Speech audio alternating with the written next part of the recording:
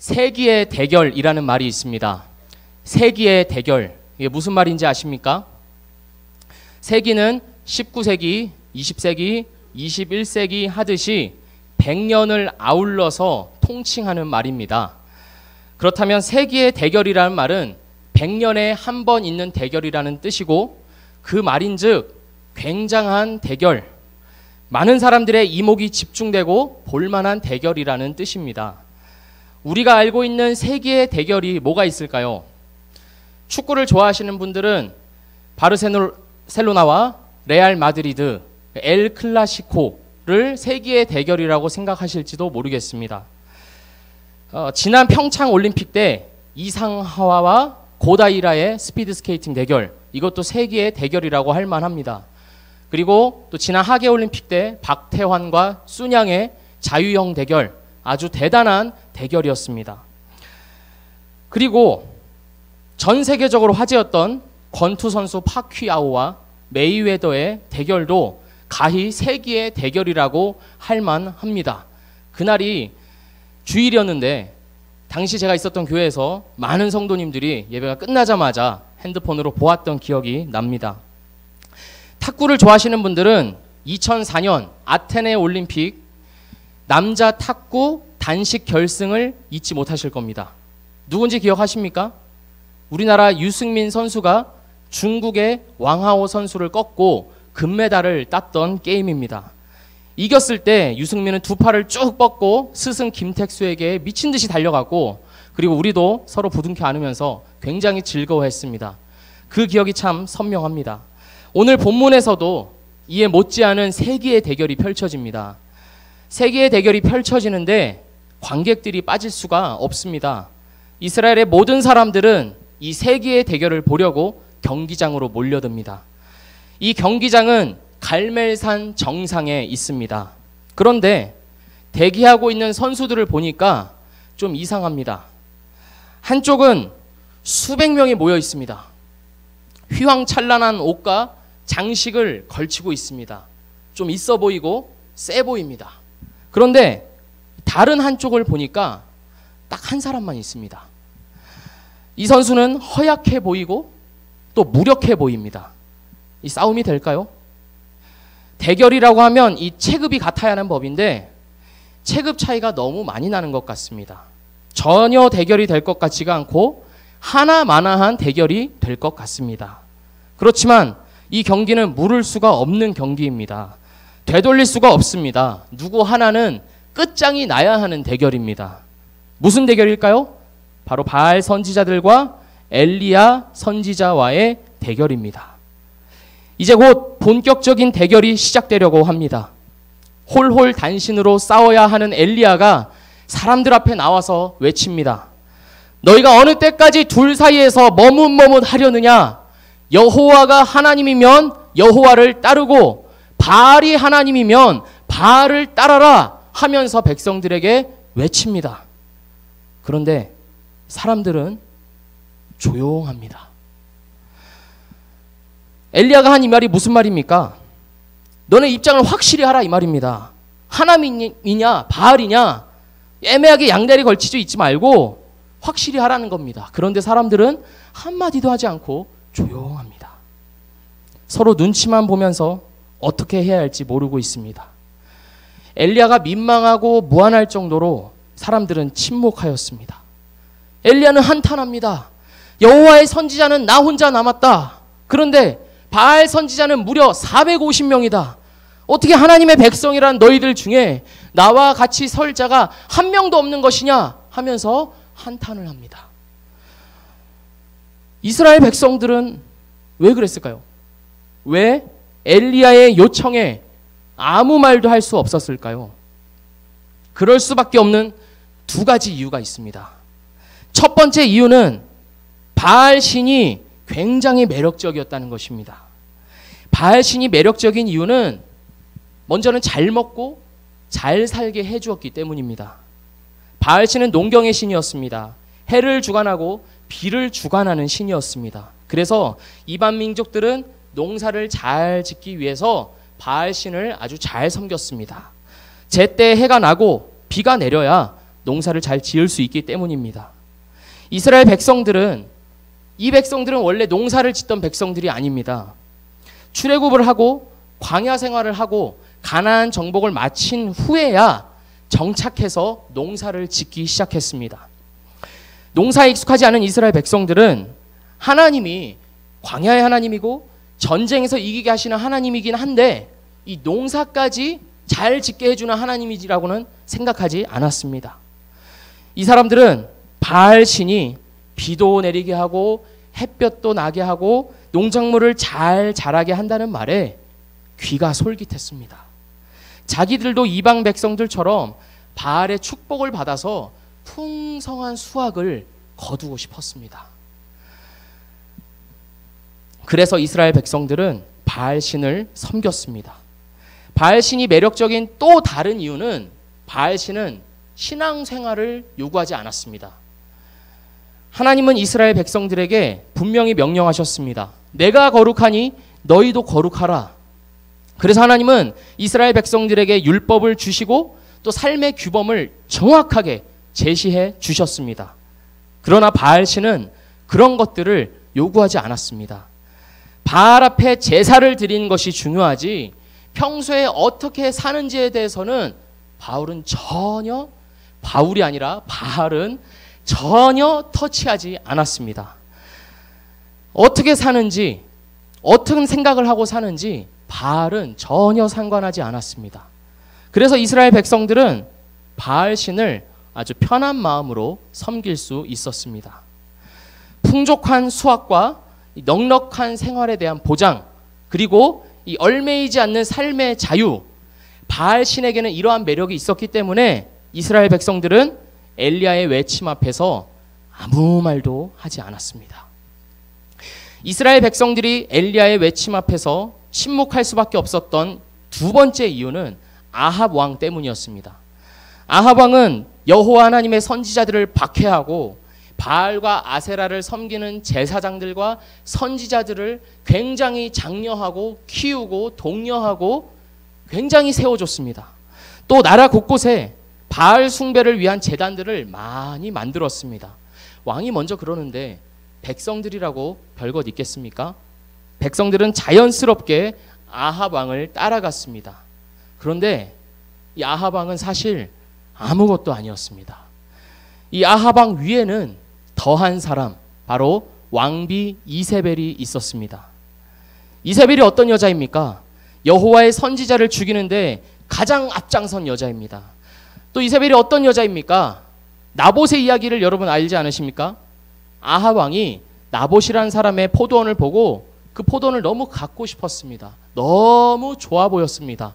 그래서 나봇에게 내가 값을 많이 쳐줄 테니까 포도원을 나에게 팔아라 했는데 나봇이 뭐라 그럽니까?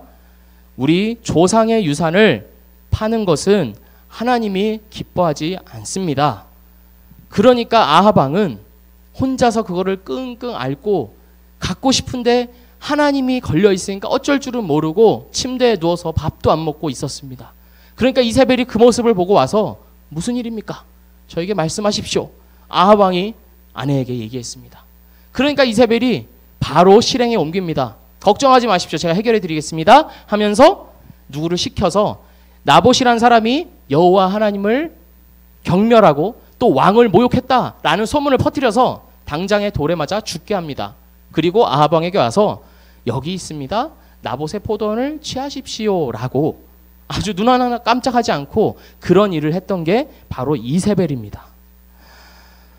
그런 이세벨, 그런 왕비, 그리고 이런 아합 왕이 있는데 백성들이 어떻게 너희 입장을 확실하게 하라라는 외침 앞에서 저는 하나님을 따르겠습니다라고 할 수 있겠습니까? 그럴 수 없었습니다. 결국 백성들이 머뭇머뭇했던 것은 생존의 문제였습니다. 함부로 하나님의 편에 섰다가는 내 목숨이 어떻게 될지 알 수 없었습니다. 일단 살고 봐야 했습니다. 하나님이 계신 것은 알겠는데 하나님이 우리 조상들과 함께 해주셔서 출애굽부터 광야 생활, 가나안 정복을 통해 지금까지 이르게 하신 것은 알겠는데 지금 나와는 상관이 없었습니다. 내가 먹고 사는 데에는, 내가 생존하는 데는 아무런 의미가 없었습니다. 그래서 침묵했습니다. 그럴 수밖에 없었습니다. 우리도 그럴 수밖에 없습니다. 하나님께서 사망을 향해 달려가던 나를 예수 그리스도의 십자가 피로 구원하여 주셨습니다. 하나님의 백성, 하나님의 자녀로 삼아 주셨습니다. 그래서 이제는 다른 것이 아니라 하나님을 위해 살아가라고 이 새로운 생명을 주셨습니다. 압니다. 모르는 것 아닙니다. 그렇지만 당장 살아야 할 것 아닙니까? 내가 지금 먹고 살기가 힘든데 영원한 생명이든 영원한 나라든 그게 무슨 상관입니까? 우리도 그럴 수밖에 없습니다. 이쪽 편이든 저쪽 편이든 확실히 하라 라는 엘리야의 외침 앞에서 침묵할 수밖에 없는 것이 솔직하게 우리의 현실 아닙니까? 현실에 치여서 하나님을 생각할 겨를도 없는 것이 우리의 일상인 것이 다반사입니다. 남들처럼 하지 않으면, 쫓아가지 않으면 뒤처지는 것 같고 불안한 것이 지금 우리의 현실입니다.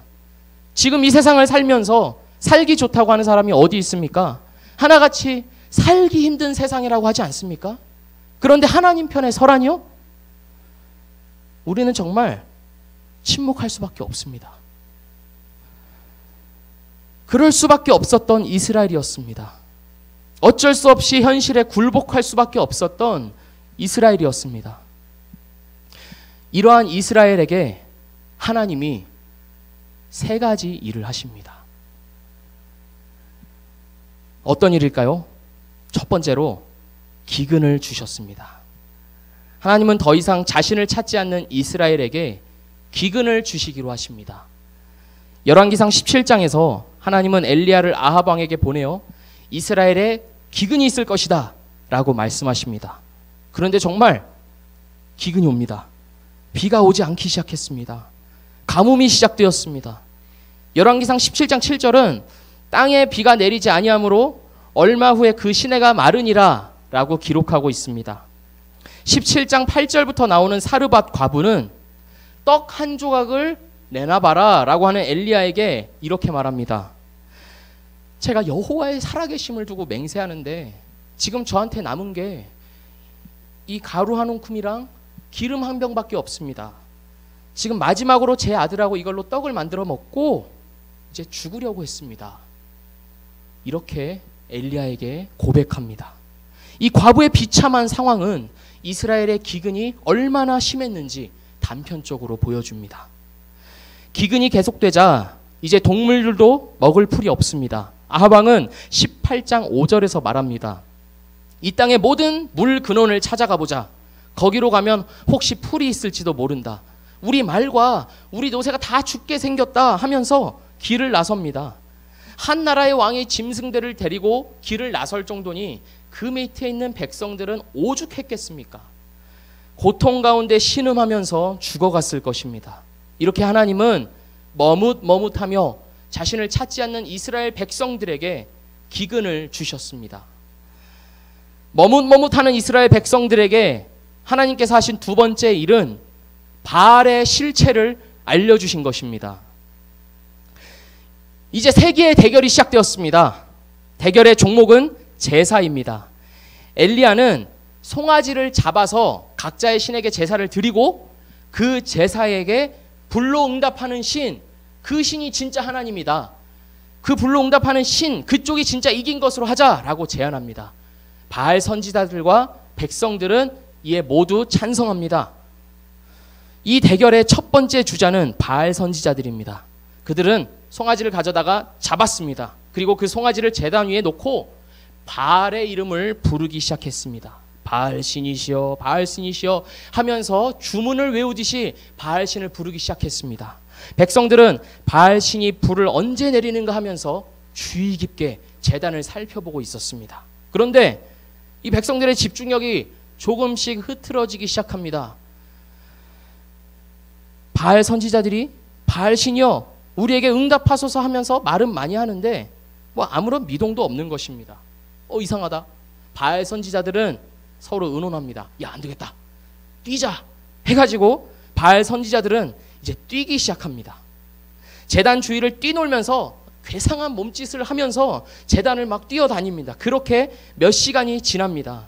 선지자들은 열과 성을 다해서 소리를 지르고 미친 듯이 뛰어다녔지만 그들에게는 아무 응답도 없었습니다.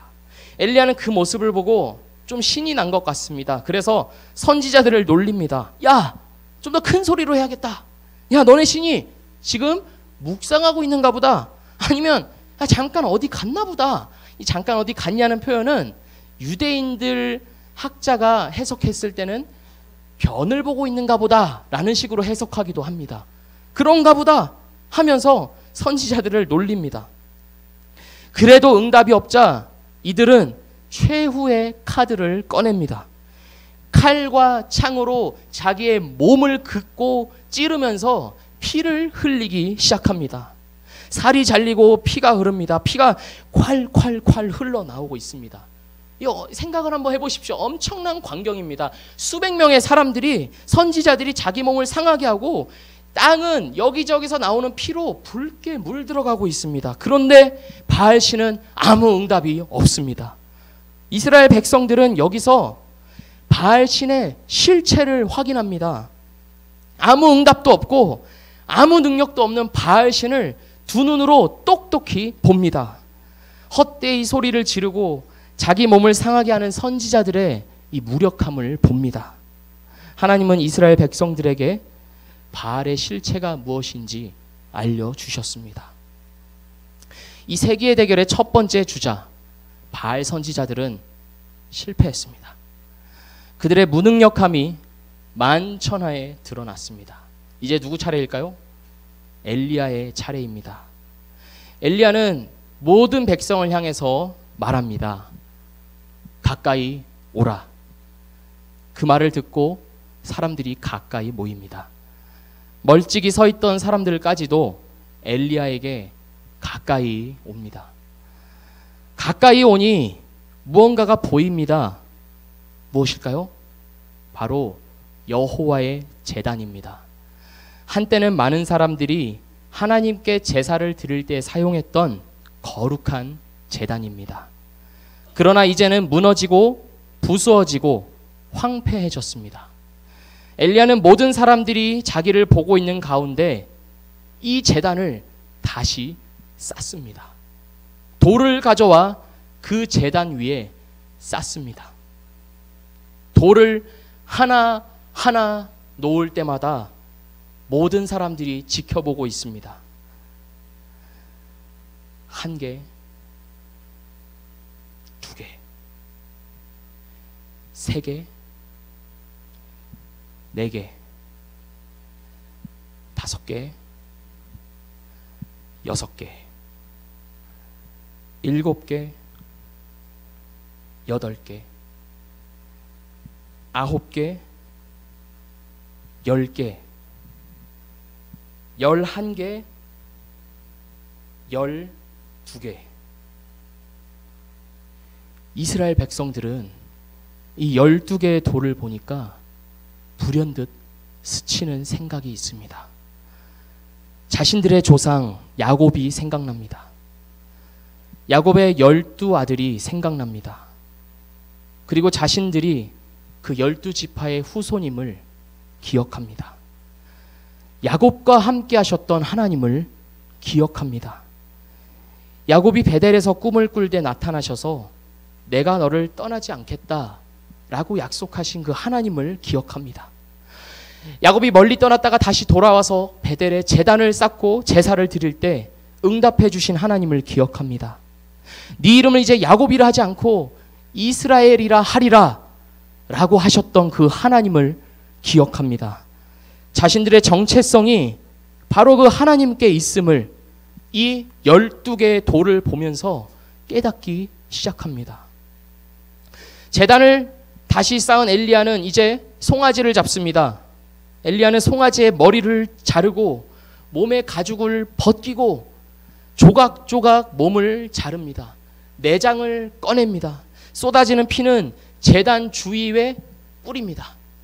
엘리야는 이스라엘의 죄를 생각하며 하나님과 이스라엘의 무너진 관계를 슬퍼하며 이 송아지를 잡습니다. 송아지와 머리와 몸과 내장을 모두 제단 위에 올려 놓았습니다. 이스라엘 백성들은 이 모습을 숨죽여 지켜봅니다. 이스라엘 백성들은 자신들을 대표하는 12돌로 만들어진 제단 위에 조각조각 잘리고 피투성이가 된 송아지를 봅니다. 이스라엘 백성들은 하나님을 떠나 바알을 섬겼던 죄들을 생각합니다. 아, 이러면 안 되는데, 하나님의 말씀이 이게 아닌데, 우리 조상들은 그러지 않았는데 하면서도 현실의 압박과 협박 속에서 굴복할 수밖에 없었던 자신들의 죄가 생각납니다. 하나님과의 관계는 점점 무뎌져 가고 세상과의 관계만 더 깊어지고 복잡해졌던 지난 날들이 생각났을 것입니다. 이제 제사를 드리기 위한 모든 준비를 마쳤습니다. 무너진 제단을 세웠고 제물을 잡아 제단 위에 올려두었습니다. 그리고 이제 물을 부어서 제물을 흥건하게 적셨습니다. 한 번 붓고 두 번 붓고 세 번이나 부었습니다. 완전히 흥건하게 젖었습니다. 이제 사람이 여기 억지로 불을 붙이려고 해도 절대로 불이 붙을 수가 없습니다. 하나님이 아니면, 어떤 초자연적인 일이 일어나는 것이 아니면 이 흠뻑 젖은 제물이 불에 젖는다는 것은 불가능합니다. 이제 엘리야는 기도합니다. 아브라함과 이삭과 이스라엘의 하나님 여호와여, 주께서 이스라엘 중에서 하나님이 되심과 내가 주의 종이 됨과 내가 주의 말씀대로 이 모든 일을 행하는 것을 오늘날 알게 하옵소서. 여호와여, 내게 응답하옵소서. 내게 응답하옵소서. 이 백성으로 주 여호와는 하나님이신 것과 주는 저희의 마음으로 돌이키게 하시는 분임을 알게 하옵소서. 기도가 마치자마자 무슨 일이 일어났을까요? 모든 백성들은 엎드렸습니다. 자신들의 눈앞에서 일어난 일을 보고 고백할 수밖에 없었습니다. 여호와 그는 하나님이시로다. 여호와 그는 하나님이시로다. 여호와의 불이 내려서 번제물과 나무와 흙과 돌을 모두 태우고 거기 도랑에 있었던 물까지 다 핫은 것을 두 눈으로 똑똑히 보면서 여호와 그는 하나님이시로다 라고 자연스럽게 나올 수밖에 없었습니다. 하나님께서 머뭇머뭇하는 이스라엘 백성들에게 세 번째로 하신 일은 무너진 관계를 회복시키시는 것입니다. 하나님은 엘리야가 드리는 이 제사에 불을 내리시고 받으심으로써 말씀하셨습니다. 내가 이스라엘을 떠나지 않았다. 너희는 나를 떠났어도 나는 너희를 떠나지 않았다. 내가 여기 있다. 그러니까 나에게 돌이켜라. 하나님은 자신을 나타내셔서 모든 이스라엘 백성들의 마음을 단번에 돌이키셨습니다. 여호와 그는 하나님이시로다. 여호와 그는 하나님이시로다 외칠 수밖에 없도록 하나님 자신을 모든 사람 앞에서 똑똑히 보여주셨습니다. 하나님은 우리에게도 보여주십니다. 엘리야의 제사에 불을 내리신 것보다 더 확실하고 명백하게 보여주셨습니다. 하나님 자신이 인간이 되어서 이 땅에 오셨습니다. 그리고 제단 위에 조각조각 나누어진 송아지처럼 하나님은 스스로 어린 양이 되어서 십자가에 달리셨습니다. 왜입니까? 하나님은 그럴 수밖에 없었기 때문입니다. 우리를 사랑하시기 때문에, 우리를 죄에서 구원하시기 위해서 하나님은 그럴 수밖에 없었습니다. 그 일을 우리 두 눈으로 본 적이 있습니까? 여기 보신 분 계십니까? 그 십자가의 사건을 우리 두 눈으로 보신 분이 여기 계십니까? 아무도 없을 것입니다. 우리 중에 두 눈으로 본 사람은 아무도 없습니다. 그러나 우리는 보았습니다. 성령 하나님이 우리 마음 가운데 그 십자가 사건을 분명히 새겨 주셨습니다. 믿음을 주셨습니다. 우리 눈으로 볼 수 없지만 우리 믿음으로 보게 하셨습니다. 우리 눈으로 보는 것보다 더 명백하고 더 선명하고 더 확실하게 우리 마음 가운데 새겨 주셨습니다. 하나님께서 우리 마음에 불을 주실 때 우리도 엎드려 경배하지 않았습니까? 하나님, 당신만이 하나님이십니다. 여호와 그는 하나님이시로다. 여호와 그는 정말 나의 하나님이시로다 라고 고백했던 경험 우리 모두에게도 있지 않습니까? 그런데 우리는 무엇 때문에 머뭇머뭇하고 있습니까? 바알신이 약속하는 풍족함과 안락함에 마음을 주지는 않았습니까? 또는 너 그렇게 하나님밖에 모르고 살다가는 뒤처진다. 살기 힘들어진다. 나중에 후회한다는 아합 왕과 이세벨의 협박과 유혹 속에 침묵하고 있지는 않았습니까? 이러지도 저러지도 못하고 침묵하고 있는 것은 결코 가운데 있는 것이 아닙니다. 중간에 있는 것이 아닙니다. 하나님과의 관계에 있어서 중간이라는 것은 없습니다. 하나님을 섬기는 일과 죄를 섬기는 일은 같이 할 수 없습니다. 이것도 좋고 저것도 좋고 하는 것은 있을 수가 없습니다. 바알은 그렇게 얘기할지 모릅니다. 이것도 좋고 저것도 좋다. 나는 괜찮다. 그렇지만 하나님은 우리에게 그렇게 얘기하지 않습니다. 나만을 사랑하고 나만을 섬기고 나만을 바라볼 것을 하나님은 우리에게 요구하십니다. 하나님은 전부가 아니면 받지 않으십니다. 사랑하는 성도 여러분, 세기의 대결은 끝났습니다. 수천 년 전 이스라엘 땅에서 벌어졌던 세기의 대결은 엘리야 편에 계신 하나님의 승리로 끝이 났습니다. 그러나 세기의 대결은 끝나지 않았습니다. 우리의 삶에서 이 세기의 대결은 끊임없이 반복될 것입니다. 이제 어떻게 하시겠습니까? 여호와가 만일 하나님이면 그를 따르고 바알이 만일 하나님이면 그를 따르라 라고 외치는 엘리야의 외침 앞에서 저는 하나님 편입니다. 저는 세상이 뭐라고 하든 나를 죽기까지 사랑하신 예수 그리스도를 죽을 때까지 따라가겠습니다. 신실하게 섬길 것입니다. 이 마음 변하지 않을 것입니다. 내 삶의 작은 부분 하나까지도 하나님께 드리고 하나님을 따라갈 것입니다. 설령 내가 죽는다 하더라도, 설령 나에게 불이익이 있고 어려움이 있고 내 생활에 문제가 생긴다 하여도 나는 여호와 하나님만을 바라볼 것입니다 라고 외치는 한 사람, 그 하나님이 찾으시는 그 한 사람이 되지 않으시겠습니까? 기도하겠습니다.